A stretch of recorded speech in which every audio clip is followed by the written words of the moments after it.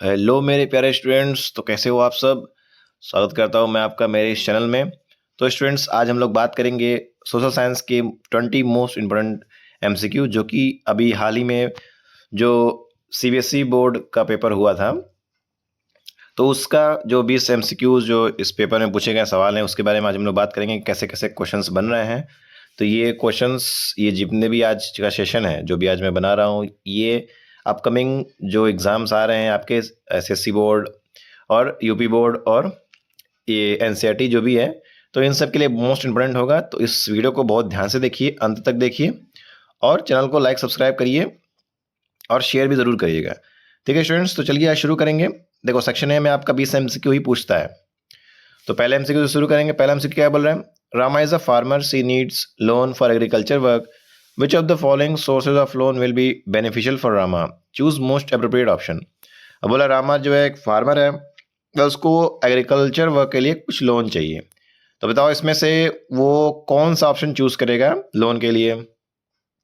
तो पहला देखो, यहाँ पर आपको अप्रोप्रिएट ऑप्शन चूज करना है। तो जो है क्या है, ऑप्शन ए है वो करेक्ट है। ओनली 1, 3 एंड 4 मतलब क्या, बैंक के पास जाएगा, सेल्फ हेल्प ग्रुप के पास जाएगा, या तो फिर गवर्नमेंट के पास जाएगा उसको हेल्प चाहिए लेने के लिए। तो ये जो आपका जो ए ऑप्शन है वो करेक्ट है, जो कि क्या है, ऑप्शन ओनली 1, 3 एंड 4। ठीक है, तो देखिए ये एग्रीकल्चर टॉपिक से क्वेश्चंस आपके उठ रहे हैं। सेकंड क्वेश्चन पे चलेंगे। बोला per capita income is criterion for development of which one of the following. अब बोला जो है पर कैपिटा इनकम है, इन सभी में से किसका क्राइटेरियन है? क्या वो यूनाइटेड नेशन डेवलपमेंट प्रोग्राम का है, क्या वो वर्ल्ड हेल्थ ऑर्गेनाइजेशन का है, क्या वो वर्ल्ड ट्रेड ऑर्गेनाइजेशन का है, या फिर वो वर्ल्ड बैंक का है? तो जो आपका डी ऑप्शन है वो करेक्ट है, जो कि क्या है, वर्ल्ड बैंक का ये क्राइटेरियन है पर कैपिटा इनकम। चलिए, तो पर कैपिटा इनकम से मतलब इकोनॉमिक्स से क्वेश्चन आपके उठे हैं। क्वेश्चन नंबर 3 पर चलेंगे। बोला read the following statement for stimulating the process of globalisation and choose the correct option. मतलब ग्लोबलाइजेशन को स्टिमुलेट करने के लिए कुछ स्टेटमेंट दिए हुए हैं, आपको यहाँ पर करेक्ट ऑप्शन बताना है। तो करेक्ट ऑप्शन देखिए आपका क्या है, गवर्नमेंट रिड्यूसेस ट्रेड बैरियर्स, बिल्कुल सही। Government reduces competition among producers, नहीं, बिल्कुल ये तो नहीं, कंपटीशन तो होता ही है। Government reduces import and export taxes, ये सही है, ग्लोबलाइजेशन के लिए ये ज़रूरी है करना। Government removes restriction on foreign investment, ये भी करेक्ट है। तो जो पहला, तीसरा और चौथा है, ये आपका करेक्ट ऑप्शन है, करेक्ट आंसर है, जो कि सी ऑप्शन में दिखा रहा है। तो ग्लोबलाइजेशन से सवाल पूछ रहा है, जो कि इकोनॉमिक्स का ही पार्ट है। क्वेश्चन नंबर 4 पे चलेंगे। विच of the following provision had made under the Mahatma Gandhi national rural employment guarantee act 2005। तो मनरेगा एक्ट जो हुआ था 2005 में जो आया था, इसमें बोल रहा है कौन सा प्रोविजन यहाँ पर मेड किया, बनाया गया है। क्या वो ए, बी, सी या डी है? तो डी में क्या बोल रहा है, government provides unemployment allowances to the beneficiaries in case of failure to provide employment. तो ये आपका करेक्ट ऑप्शन है, फोर्थ का डी, कि जो गवर्नमेंट होता है वो जितने भी अनएम्प्लॉयमेंट लोग होते हैं उनको अलाउंसेस प्रोवाइड करता है। ठीक है, in case of in case of failure to provide employment, अगर उनको समझ लो जॉब नहीं मिला है, वो बेरोजगार हो गए हैं, तो उसके अलावा उनको कुछ अलाउंसेस दिए जाते हैं। ठीक है, ये आपका फोर्थ का डी ऑप्शन है, वो क्या है, वो करेक्ट है। ये चीज़ें बनाई गई थी। अब 5 क्या बोल रहा है, वही असर्शन एंड रीजन वाला। Rupee is accepted as a medium exchange in India, बिल्कुल असर्शन सही है कि हमारा जो जो भी चीज़ें एक्सचेंज करते हैं, जो भी हम बाई सेल करते हैं, गुड्स एंड सर्विसेज जो भी है, तो हम लोग वो रुपी जो हमारा करेंसी है उस पर करते हैं। रीज़न क्या दिया है, the world bank legalise the use of rupee as a medium of payment in India, बिल्कुल नहीं। वर्ल्ड बैंक का किससे क्या कोई लेना देना नहीं है। वर्ल्ड बैंक अपना जो जो लोग जिन लोग को पैसे की जरूरत होती है, जिस भी कंट्री को, जिस भी देश को, चाहे वो इकोनॉमिक डेवलपमेंट हो, चाहे कुछ भी हो, चाहे वो कुछ भी अपना ग्रोथ करना चाहता है, तो वर्ल्ड बैंक से संपर्क करता है। लेकिन वर्ल्ड बैंक करेंसी तुम्हारा रहेगा रुपी या नहीं रहेगा, इससे कोई मतलब नहीं है, तो वर्ल्ड बैंक से कोई लेना देना नहीं है। तो जो ए ऑप्शन है वो, सी ऑप्शन है वो करेक्ट है, असर्शन सही है, लेकिन रीजन इनकरेक्ट है। चलिए आगे बढ़ेंगे। क्वेश्चन नंबर 6 क्या बोला है, find the odd one out. अब बोला इसमें से ऑड वन आउट निकालो। तो ए ऑप्शन है हिंदुस्तान कंप्यूटर्स लिमिटेड, बी है हिंदुस्तान यूनिलीवर, सी है भारतीय एयरटेल लिमिटेड, और डी क्या है, इंडियन पोस्टल सर्विसेज। तो देखो जो ए बी सी है वो अब तुम्हारा कुछ कम्युनिकेशन से रिलेटेड चीज़ें हैं, ठीक है, कम्युनिकेशन और नेटवर्क से रिलेटेड, लेकिन डी जो है वो नहीं है ऐसा। तो डी ऑप्शन क्या है, वो करेक्ट है आपका। तो स्टूडेंट्स, क्वेश्चन नंबर 7 क्या बोल रहा है, दो कॉलम दिए हुए हैं, कॉलम 1 और कॉलम 2, जिसमें कि पब्लिकेशन कॉलम 1 में दिया है और ऑथर्स कॉलम 2 में दिया है। तो पब्लिकेशन जैसे कि बंगाल गाजेटी, इसको किसने लिखा है? केसरी, रामचरितमानस, संवाद, कौमुदी, किसने लिखा है ये सब? तो देखो जो बंगाल गेजेटी है ये लिखे हैं तुम्हारे जेम्स अगस्त हैके। केसरी जो है बाल गंगाधर तिलक ने लिखा है। रामचरितमानस ऑब्वियसली तुलसीदास ने लिखा है। और संवाद कौमुदी राजा राम मोहन रॉय। तो जितने भी ये चर्चित नाम हैं जो कि फ्रीडम फाइटर्स हैं या हमारे इंडियन नेशनलिज्म मूवमेंट में जो लोग प्रसिद्ध हैं, उनकी कुछ इंपॉर्टेंट किताबें भी पढ़ लीजिएगा, इस तरह से क्वेश्चन पूछ सकता है, ठीक है। तो यहाँ पर जो 7th का सी ऑप्शन है वो क्या है? वो करेक्ट है, A2, B4, C1 और D थर्ड। अब क्वेश्चन नंबर 8 क्या बोल रहा है? Arrange the following historical events in chronological order and choose the correct option.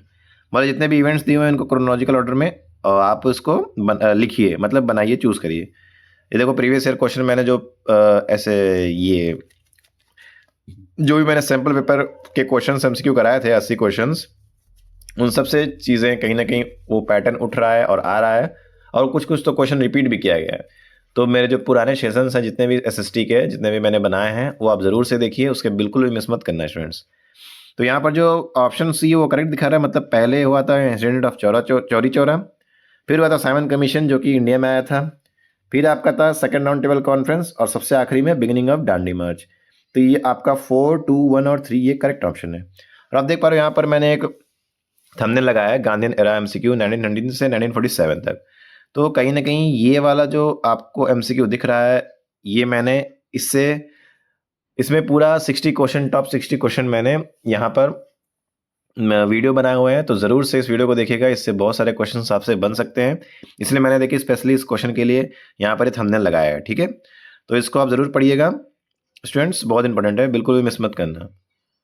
Question number 9 क्या बोल रहा है? In the 17th century the city El Dorado in South America became famous as which one of the following. तो बोल रहा है 17th century में जो सिटी था एल डोराडो साउथ अमेरिका में, वो फेमस क्यों हुआ था?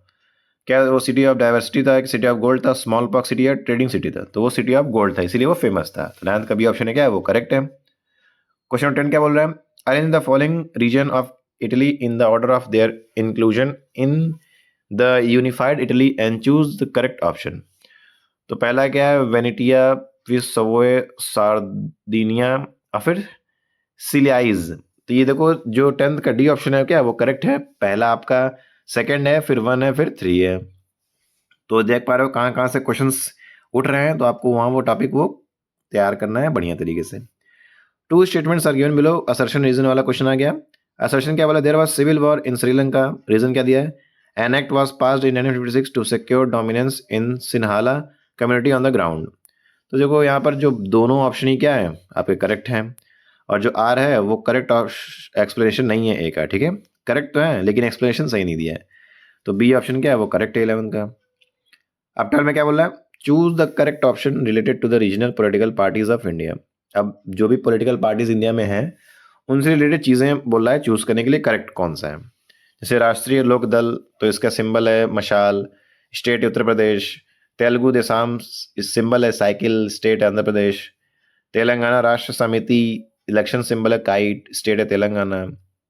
और सिरमोमानिया अकली दल, ये इलेक्शन सिंबल है चश्मा, स्टेट है पंजाब। तो जो सबसे ज़्यादा करेक्ट ऑप्शन है वो क्या है? तेलुगु देशम, इसका सिंबल है साइकिल, और स्टेट कौन सा है? आंध्र प्रदेश। तो जितने भी पॉलिटिकल पार्टीज आपके चल रही हैं यहाँ पर इंडिया में हैं, उनके बारे में आपको अच्छे से जानना होना चाहिए कि सिंबल क्या होता है, उस कौन से स्टेट्स में है, क्या है क्या नहीं है। जैसे बीजेपी का आप देखते हो कि ये कमल होता है, आम आदमी पार्टी का साइकिल होता है, ठीक है, सॉरी आम आदमी पार्टी का ये झाड़ू होता है, सपा का आपका साइकिल होता है, ठीक है। तो ये सब चीज़ें हमको पता होनी चाहिए। क्वेश्चन 13 क्या बोला? Choose the correct option related to union list. अब मैंने बताया था ये सब क्वेश्चंस पीछे बहुत रिपीट किया है। जब सैम्पल पेपर मैंने डाला था 20 एमसीक्यूज का, जितने भी सेट डाले थे उस सारे में आपके इस टाइप के क्वेश्चन रिपीट किए गए हैं। तो देखो सीबीएसई बोर्ड में पूछा भी है, तो हो सकता है आपके एसएससी बोर्ड में या फिर यूपी बोर्ड में पूछ सके। तो इसको आप ध्यान से पढ़िएगा। यूनियन लिस्ट, जितने भी फेडरल स्ट्रक्चर है, union list, state list, concurrent list, सब आपको अच्छे से पढ़ना है। तो यूनियन लिस्ट में आपका करेंसी, कम्युनिकेशन और डिफेंस आता है, ठीक है। तो 13 का जो डी ऑप्शन है क्या है? वो करेक्ट है। अब 14 वाला देखो थोड़ा बड़ा है। Read the following statement regarding the creation of states on the basis of language in India. अब बोल रहा है कि भाषा के आधार पर यहाँ पर स्टेट का क्रिएशन हो रहा है, मतलब यहाँ पर बनाया जा रहा है स्टेट को। तो कौन सा करेक्ट ऑप्शन है उसको आप चूज करिए। Formation of states on the basis of language made the country more United and stronger, बिल्कुल सही है, पहला तो एकदम सही है। Formation of states on the basis of language made administration easier, ये भी करेक्ट है कि प्रशासन जो है वो चीज़ों को कंट्रोल करना बहुत आसान हो जाता है। Formation of states on the basis of language has Weeknd the federal structure, गलत है, कहाँ वीक करता है और मजबूत किया है इसने। Formation of state on the basis of language led to the development of Indian language, ये करेक्ट है। जाहिर सी बात है पहला, दूसरा और चौथा क्या है, यहाँ करेक्ट है, तो 14 का जो सी ऑप्शन क्या है वो करेक्ट है आपका। चलो स्टूडेंट्स नेक्स्ट क्वेश्चन पे चलेंगे। क्वेश्चन 15 क्या बोल रहा है, how is democracy better than other forms of government, choose the most appropriate answer. बोल रहा है कि डेमोक्रेसी क्यों इतना ज़्यादा बढ़िया है दूसरे टाइप ऑफ गवर्नमेंट से। तो क्या बोला, it enhances the dignity of individual. तो क्या कर रहा है, ये जो इकलौता व्यक्ति है उसके डिग्निटी को, उसके कैरेक्टर को, उसके बिहेवियर को, हर चीज़ को वो क्या करता है, इनहांस करता है, निखार के लाता है। इस वजह से ये डेमोक्रेसी क्या है, बेटर गवर्नमेंट है आपका। 15 का जो ए ऑप्शन है वो क्या है, वो करेक्ट है। सेक्शन क्या बोल रहा है, Belgium took some measure to solve its problem, read the following measure and choose the correct option. अब बेल्जियम जो है कुछ मेजर्स लिए थे, कुछ उन्होंने चीज़ें करी जिसकी वजह से यहाँ पर प्रॉब्लम उसका सॉल्व हुआ। तो कौन कौन से हैं, फॉर्मेशन ऑफ कम्युनिटी गवर्नमेंट, बिल्कुल सही, पहला वाला एक सही है एकदम। Formation of following majoritarian policy, नहीं बिल्कुल नहीं, गलत है ये। By providing equal representation of language group, सही है। By providing additional powers to local group, ये भी करेक्ट है। तो पहला, तीसरा और चौथा क्या है, करेक्ट है।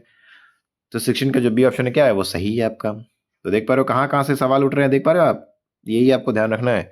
और बस उस टॉपिक को आपको अच्छे से तैयार करना है जिससे कि आपका मज़ा आ जाए। तो स्टूडेंट्स अगर आपको मेरे कंटेंट जो है वो अच्छे लग रहे हैं, मज़ा आ रहा है पढ़ने में, तो आप इसको ज़रूर लाइक शेयर करिए और सब्सक्राइब भी करिए और मेरे को सपोर्ट करिए कि आपके ये सब करने से मुझे बहुत ज़्यादा मोटिवेशन मिलता है और मैं और अच्छा वीडियो आपके लिए बना के लाऊंगा। ठीक है स्टूडेंट्स, चलिए तो अगले क्वेश्चन मूव करेंगे। Which state of India has the maximum area under permanent forest. बोला है भारत की वो कौन से राज्य है जिसमें कि बहुत ज़्यादा एरिया जो है वो परमानेंट फॉरेस्ट से घिरा हुआ है, तो वो है क्या, मध्य प्रदेश। तो मध्य प्रदेश के बारे में और ज़्यादा आपको डिटेल नॉलेज होना चाहिए, जैसे कि उसके लोक नृत्य क्या होते हैं, मध्य प्रदेश में कौन कौन से टेम्पल्स हैं, कौन कौन से यूनेस्को वर्ल्ड हेरिटेज साइट्स हैं, ठीक है, जैसे खजुराहो मंदिर है आपके, कौन कौन से नेशनल पार्क्स हैं जैसे कान्हा, बांधवगढ़, संजय, पन्ना, सतपुड़ा, वन विहार, ठीक है, ये सब पता होना चाहिए आपको। चलिए 17 के बाद आता है 18। बोल रहा है कि जो यहाँ पर डिफरेंट टाइप्स ऑफ कोल दिए हुए हैं, बोला है this is low grade brown coal, the principal reserves are in Neyveli in Tamil Nadu, it is soft and high moisture content. बोला लो ग्रेड कॉयल कौन सा है इसमें, तो ये जो होता है लिग्नाइट कोल जो होता है वो क्या है, लो ग्रेड कॉयल है। थोड़ा ज्योग्राफी से सवाल पूछा है 18 का, जो सी ऑप्शन क्या है वो करेक्ट है। 19 क्या बोल रहा है, which among the following crop is known as golden fibre. अब देखो golden fibre, white fibre, silver, ये सब आपको पूछेगा। और ग्रीन रिवोल्यूशन के जनक कौन है ये भी जानेगा, पूछता है। तो जानते हैं MS स्वामीनाथन है, और नॉर्मन बोरलॉग आपके वर्ल्ड में, इंडिया में MS स्वामीनाथन होते हैं। तो 19 का सी ऑप्शन है क्या है वो करेक्ट है। तो इस तरह से और भी बहुत सारे क्रॉप्स वो पूछ सकता है। अब 20 क्या बोला, choose the correctly matched pair. अब बोला है कि बहुत सारे मल्टीपर्पज रिवर प्रोजेक्ट दिए हैं और बोल रहा है कि कौन से रिवर पे वो है, वो करेक्ट ऑप्शन चूज करो। तो जो गांधी सागर है वो चंबल रिवर पे है, यही आपका सही भी है, बाकी सब गलत हैं आपके। हीराकुड जो है नागार्जुन सागर, फिर सलाल, ये सब आपके गलत हैं, ए वाला ही सही है आपका।